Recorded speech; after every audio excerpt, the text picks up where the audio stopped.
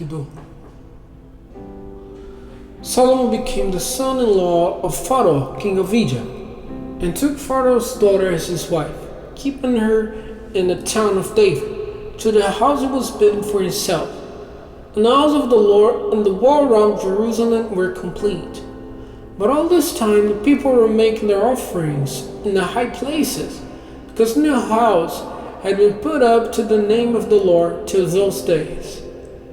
And Solomon, his love for the Lord, kept the law of David his father, but he made offerings and let them go up and smoke in the high places. And the king went to Gibeon to make an offering there, because that was the chief high place. It was Solomon's way to make 1,000 burnt offerings on that altar. In Gibeon, Solomon had a vision of the Lord in a dream by night, and God said to him, "Say, what am I to give you?" And Solomon said, "Great was your mercy to David my father, as his life before you was true and upright, and his heart was true to you. And you have kept for him this greatest mercy, a son to take his place this day. And now, Lord my God, you have made your servant king in the place of David my father, and I'm only a young boy, with no knowledge of how to go out or come in.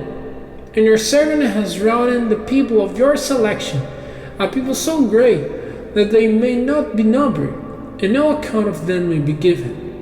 Give your servant then a wise heart for judging your people, able to see what is good and what is evil. For who is able to be judge of this great people?" These words and Solomon's request were pleasing to the Lord. And God said to him, "Because your request is for this thing, and not for a long life for yourself, or for wealth, or for the destruction of your haters, but for wisdom to be a judge of causes, I've done as you said. I've given you a wise and foreseeing heart, so that there has never been equal in the past, and never will there be any like you in the future.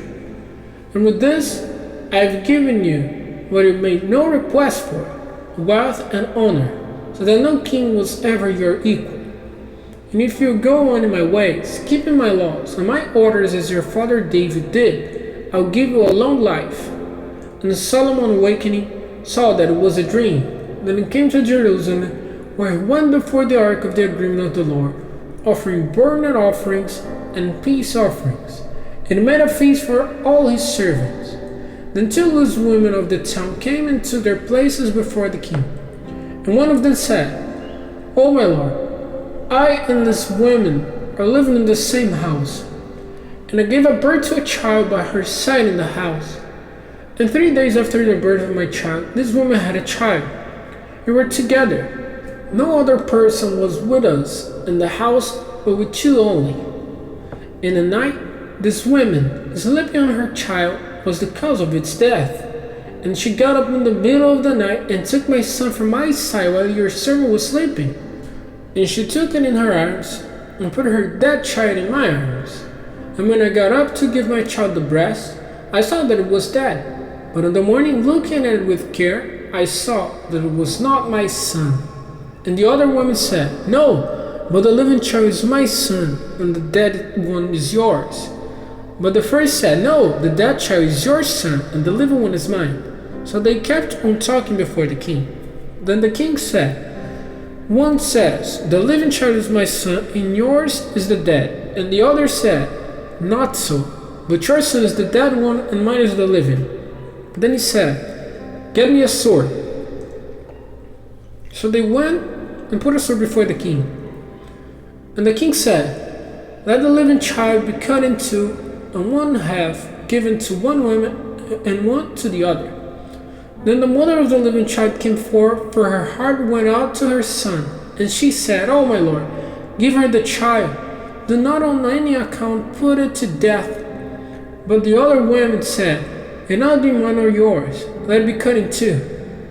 Then the king made answer and said, 'Give her the child, and do not put it to death.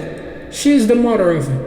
And news of this decision which the king had made went through all Israel, and they had fear of the king, for they saw that the wisdom of God was in him to give decisions.